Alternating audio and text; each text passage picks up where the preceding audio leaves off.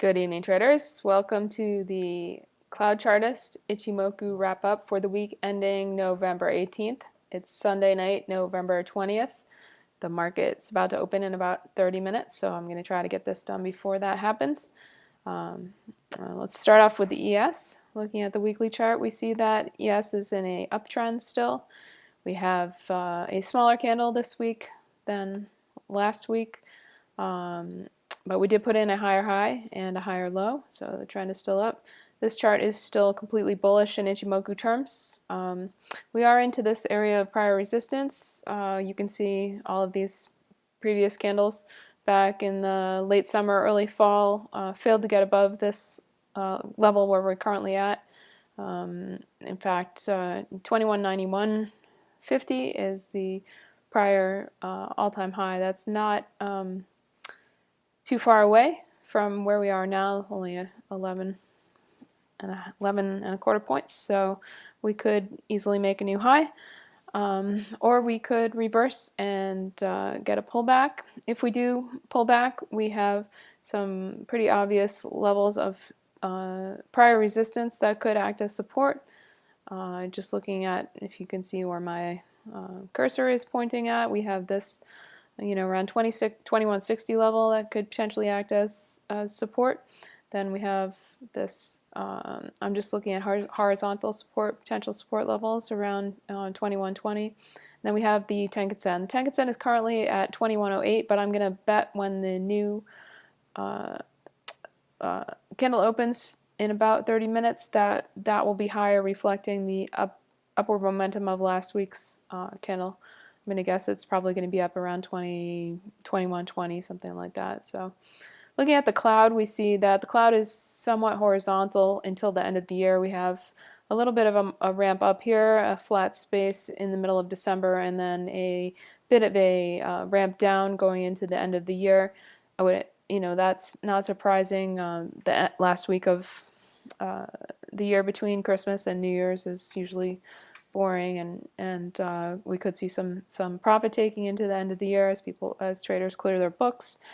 And then going into the new year, we do see a pretty sharp ramp up, then a sort of plateau period through the end of January, and then a very solid uptrending cloud going into March. So that's some information that we can look at as we have the cloud drawn out for us for 26 weeks into the future.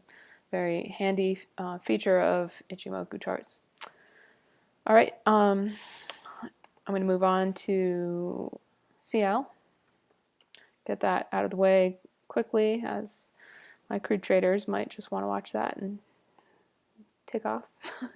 So looking at CL, I've been talking about this obvious inverse head and shoulders type pattern. We haven't invalidated that pattern yet, as we have not sold below the level of the, this is the level approximately of the left inverse shoulder, and this is the level of the right inverse shoulder, and we haven't invalidated either of those shoulders yet, so there is still potential for the inverse head and shoulders pattern to play out.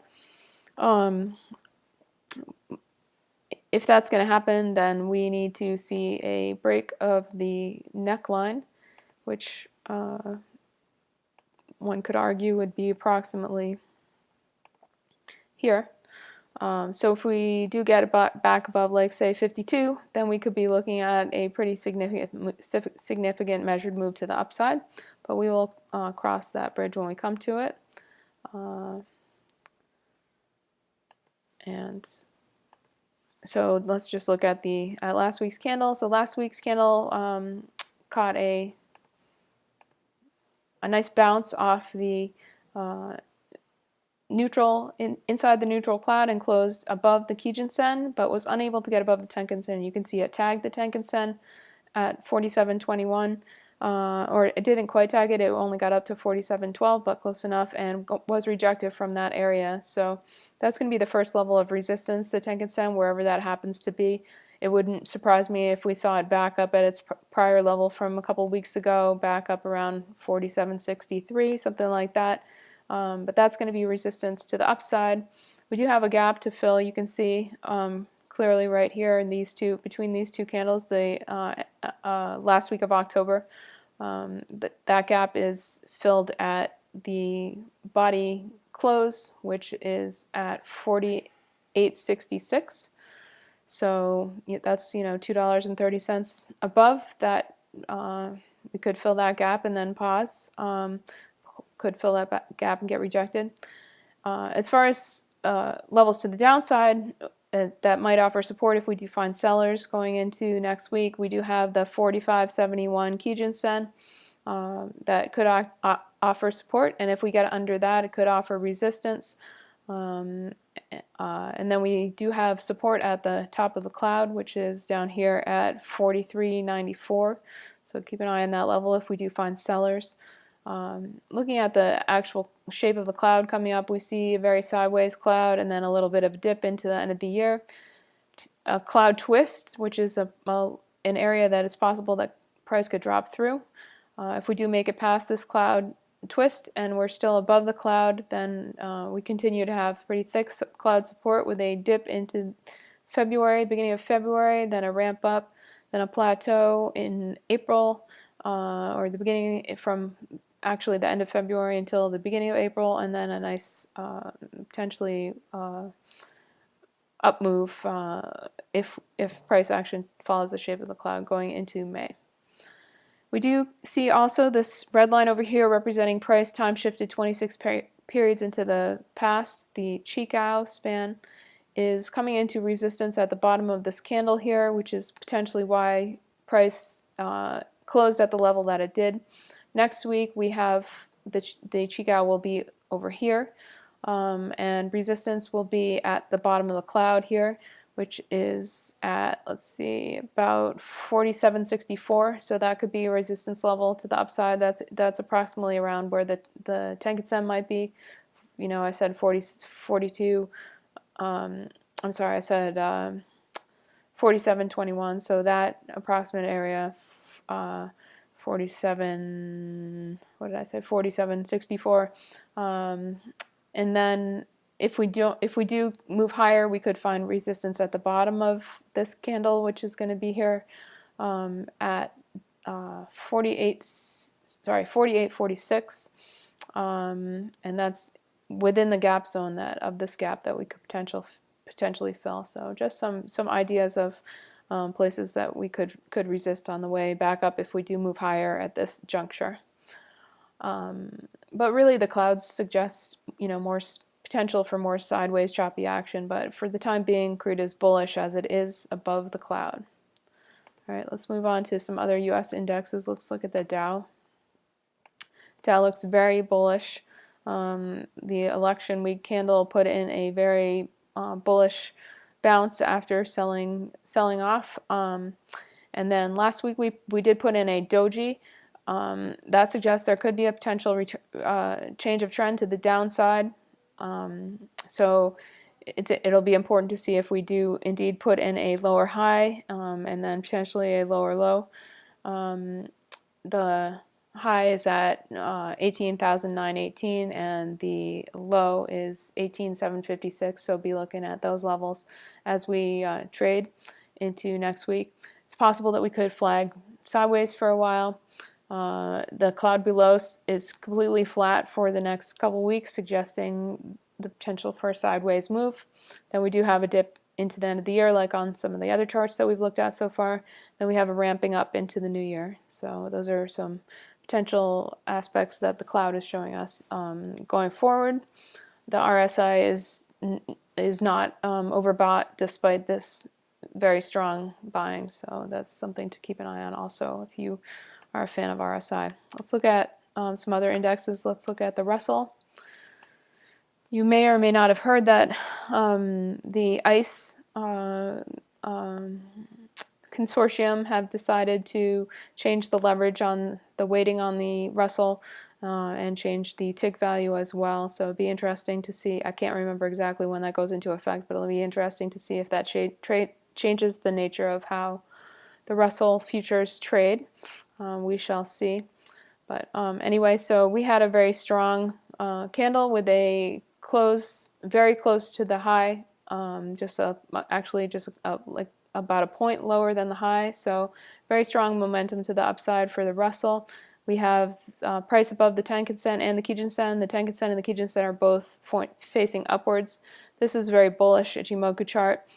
Some things to look out for as far as potential for a trend change, either to the downside or for some more sideways action, is we do have a flat cloud below, a very flat and very thin cloud below, getting thinner and flatter into the end of the year. Also, we have a bit of a divergence in the RSI, in my opinion. We were previously overbought after this kind of gradual move up, and then after this very strong move up, we are not overbought. So I consider that to be a divergence in the RSI. We'll see what happens. But we are at an all-time high here on the Russell. So and the chart is very bullish. Let's look at the NASDAQ.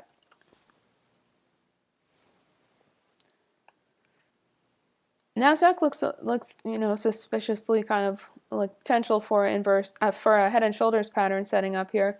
It's easier to see that over here if we look at the Chikou spelling it out, but that could easily be broken if we do make a high above the current shall we say head. So that is a clear area of resistance that we haven't been able to get above here on a closing basis, that 48.72 area. Of course, we did put in some spikes above that, but on a closing basis, we haven't been able to get over 48.72. We do have a flat Tenkan-sen and a flat Kijun-sen, so that suggests more sideways action. Unless we could get, when the new candle opens up, we could get the Tenkan-sen kicking up, which would suggest upward momentum. So keep an eye on that 47.39 level, or wherever the new Tenkan-sen opens up. If it does open up pointing up, it could open up like maybe, or I don't know, I'm going to guess around 47.85, maybe even a little bit higher, maybe 48. And that will continue to act as support until it doesn't. If we do lose the support of the Tenkan-sen wherever it is when the new candle opens up, we have this obvious prior support level, 46.50 area. And then we do have the Kijun-sen below offering support also at 45.43. You do notice that we do have an unfilled gap down here. I'll just draw that in quickly. We have an unfilled gap around right here. And that gap goes down to 45.62.25, so that's another area that we could come down and fill the gap on the NASDAQ if we do see sellers, but that's quite a long ways away and would require a pretty significant correction. In fact, I would be more inclined to expect that in this time period at the end of the year rather than immediately, due to the shape of the clouds below. We do have a nice, supportive, thick, rising cloud going into the first 3 to 4 months of the new year, which would suggest the potential for a strong uptrend to be in effect. All right, let's look at the metals.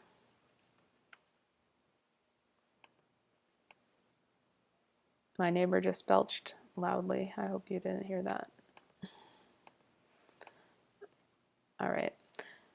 Looking at gold, we see that we were unable to close inside. We were unable to close above the cloud last week, and we closed inside the cloud. So the gold has moved from being bullish to being neutral, as we are inside the cloud. Anytime price action closes inside the cloud, it is in neutral. If we do find, this is an area, we did get a small bottoming tail on this candle last week, which came in at an area of prior support where some other candles also saw bounces. This, the psychological number of 1200 is coming into play. If we lose the 1200 level, then we could sell down to the bottom of the cloud here, which is at 1175 thereabouts, 1175.70. So look for that area to support if we do find more selling going on in gold. And also we could find the Chicow coming into the cloud if we do get more selling, and that happens at 1179, so just 1179.70, so just slightly above the top of the cloud. So do be aware of that. If we do find selling down to that level, the 1175-ish, that could be a nice area to try to get long. As far as immediate resistance to the upside, we do have the top of the cloud that could offer resistance right here, and that is at 1215.90 going into the next week's candle. As far as additional resistance to the upside, we do have resistance at the Tenkan-sen. We also note we have a bear cross. We have the Kijun-sen crossed higher over the blue line, the Tenkan-sen, or the Tenkan-sen cross below the Kijun-sen. That is a bear cross. Bear crosses are less exciting when they're above the cloud, but it's still significant nonetheless. So look for potential resistance to the upside wherever the Tenkan-sen is currently at 1274.60. Let's move on to silver. Silver is pretty interesting chart here. I'm looking for the potential of a buy at the cloud here on the weekly time frame. Let me zoom in a little bit more. We do have a significant fib level at 38.2% fib level at 1633. So that is a potential bounce area. That's also approximate prior resistance or support from back in April of last year. If we do get below that level, then I'm looking at the cloud at 1613 as a potential buy for silver to the upside. If silver does manage to hold the top of the cloud, then we do have a nice rising cloud into the end of the year that could be supportive for a move to the upside. If that does occur and we do get a bounce either now or off the top of the cloud, then we would be looking for resistance at the Tenkan-sen above, wherever that happens to open up. It's currently at 1828. If you did want to get long, this trade offers pretty nice risk to reward because of the potential of the width of the cloud here. Your trade would be proven to be wrong if we did lose the support of the cloud on the closing basis, so that would be around 1583, so or 1584, so not too much further down as far as what you would have to risk to be right or wrong on this trade. If we do lose this cloud support on a closing basis, then we could trade back down to this consolidation zone over here, maybe even down to 1460s, 1470s, something like that. Below sub 15 is very possible if we lose the support of the cloud here. All right, let's look at some bonds. ZB is significantly under the cloud, so bearish in the weekly time frame. The Chicow here has lost the support of the cloud also, which is significant that it was unable to hold the cloud. That wouldn't have been too much of a bounce, but it didn't do that. So one has to expect that there is a potential for lower prices on the 30-year Treasury bond. If we go out to the monthly chart, however, we are still above the cloud on the monthly time frame. We could correct significantly lower and still be trending upwards in a longer time frame basis. So keep that in mind. One could also be tempted to draw a channel on the monthly time frame.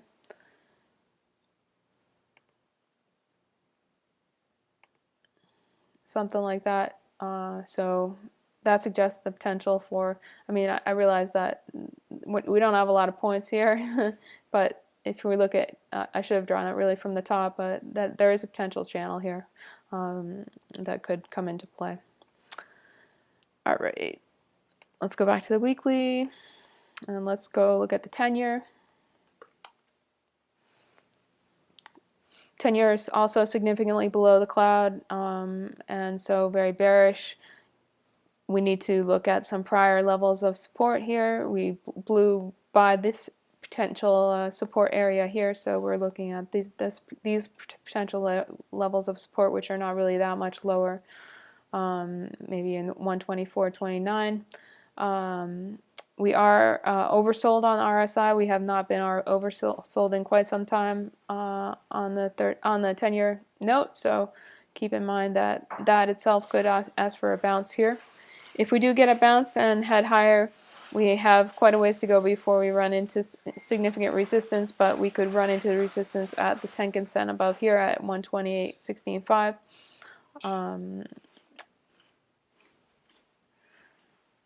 And the cloud as well. All right, I definitely want to take a peek at the dollar-yen, which I've been talking about relatively frequently, because a lot of commodity traders believe that commodities really aren't going to be able to get a bid if the dollar-yen does not take a break.